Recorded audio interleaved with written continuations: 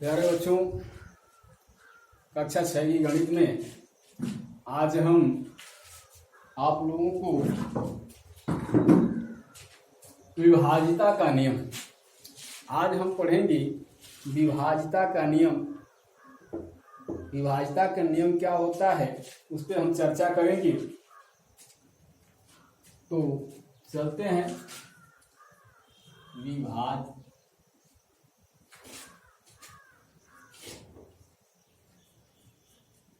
विभाज्यता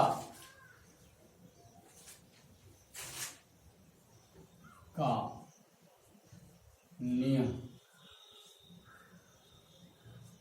आज हम उन संख्याओं पर चर्चा करेंगे कि किससे कौन सी संख्या विभाजित होती है। तो दो का पहले हम परीक्षण करेंगे। तो दो का नियम है, किसी संख्या का इकाई का अंक 0, 2, 4, 6 या 8 हो तो वह संख्या दूसरी विभाज्य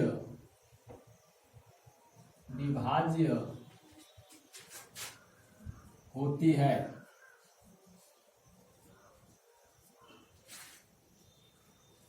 ध्यान से देखेंगे और इसे स्मरण करेंगे, समझेंगे। इकाई का अंक, मान लीजिए कोई संख्या हम ले लेते हैं 98, हम ले लेते हैं 98 अगर तो संख्या है तो इसका इकाई का अंक क्या है, 8 है। ऐसे इकाई के स्थान पर जैसे कि मान लीजिए 132 ले लें, 52 लिख दी, 152, 436, 240।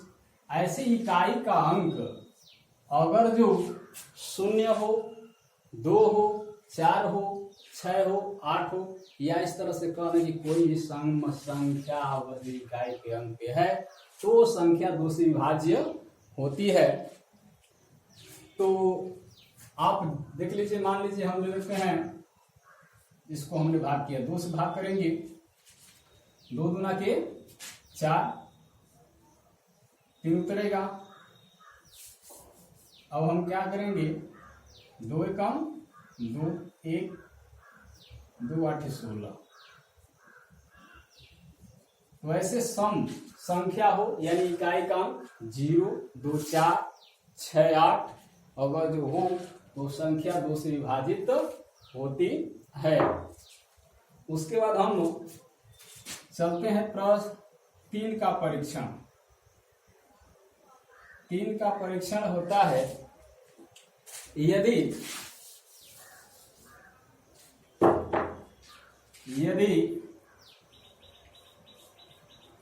संख्या की अंकों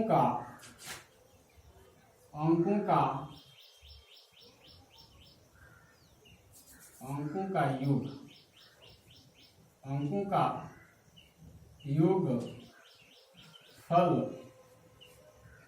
3 से विभाज्य है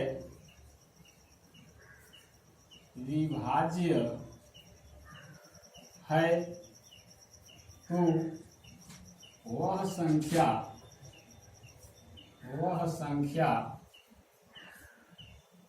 3 से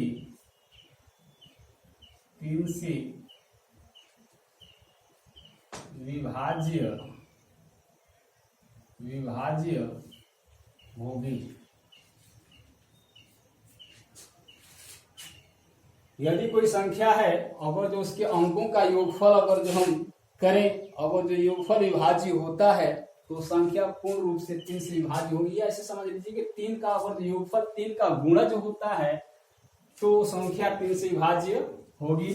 जैसे कि मान लीजिए हमने ले लिया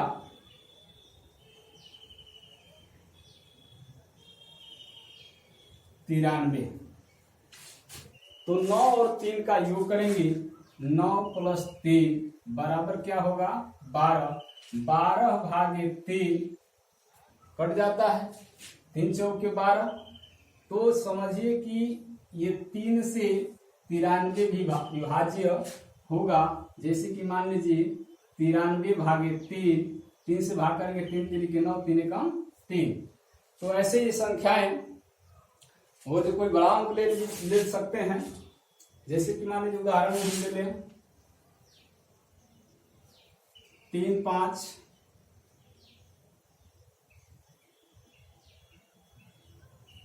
बोलिए यहाँ 5 3 8, 8 2 8 4 12, 5 4 9 3 12। अगर तो इसमें भी अगर जो हम 3 से भाग करें तो ये भी पूर्ण रूप से विभाजित होगा। जैसे कि मान लीजिए हमने इसका अंकों का योग कर लिया 3 धन 5 धन 4, तो 5 4 9 3 12। ये भी संख्या 3 से क्या होगी विभाज्य होगी। तो ये 3 का परीक्षण होता है। अंकों का योग अगर जो 3 से विभाज्य हो तो संख्या क्या होती है 3 से पूरा विभाजित तो हो जाती है। ये 3 का परीक्षण है। अब हम चलते हैं 4 पे। 4 का परीक्षण इकाई और दहाई से 4 का परीक्षण होता है यदि किसी संख्या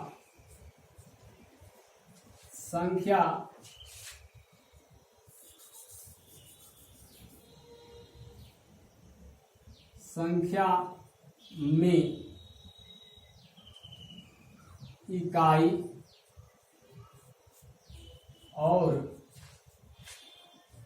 दहाई से बनी संख्या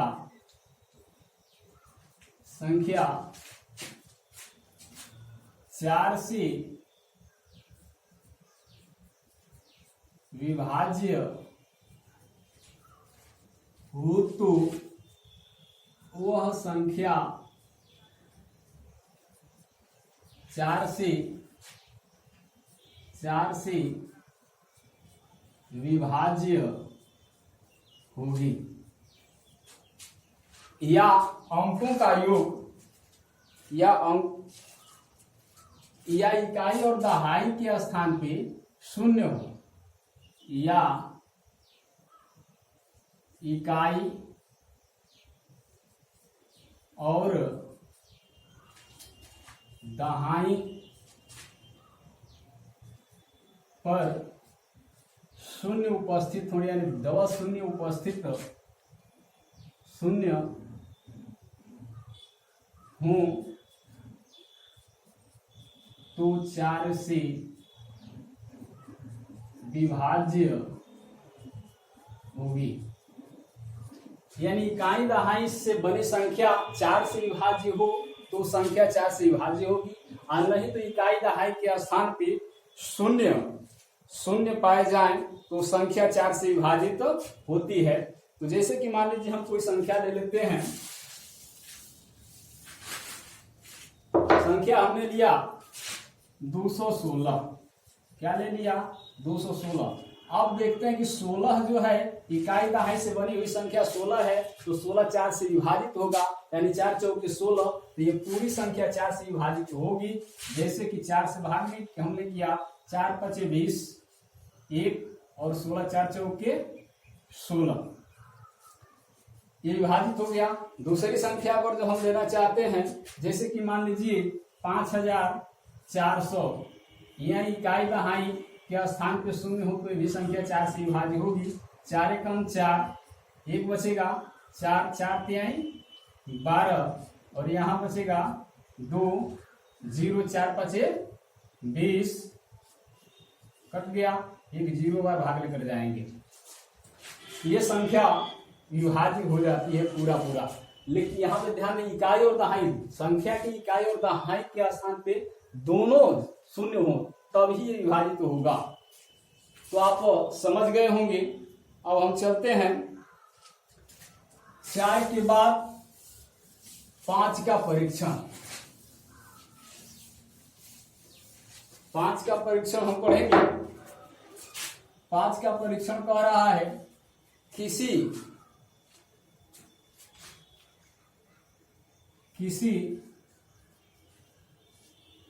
संख्या में इकाई का अंक 0 और 5 हो तो वह संख्या 5 से क्या होगी? विभाज्य होगी। यानी संख्या कोई है, उस संख्या का इकाई का स्थान 0 या 5 हो तो संख्या 5 से पूरा विभाजित हो जाती है। अगर जो हम कोई संख्या लेना चाहते हैं तो ले सकते हैं। जैसे कि मान लीजिए 130 हमने ले लिया, इकाई का अंक 0 है। 625 हमने ले लिया, इकाई का स्थान 5 है, यहाँ इकाई का अंक 0 है। तो ये पूरी संख्याएं 5 से, दोनों संख्याएं 5 से क्या होगी? विभाजित हो जाएंगी। परीक्षण कर लें, 5 से विभाजित करके देख लेते हैं। 5 गुना के 10, 3 0, 5 6 के 30। अब यहाँ पे हम 5 से 625 में हम 5 से भाग करके देखेंगे। 5 एकम 5, 1 2, 5 गुना के 10 और ये हो गया 25, 5 5 25। तो इकाई और दहाई का अंक, इकाई का अंक 0 और 5 हो तो संख्या 5 से विभाजित हो जाती है। अब हम चलते हैं 6 का परीक्षण देखेंगे। 6 के परीक्षण में क्या होता है? तो 6 का परीक्षण होता है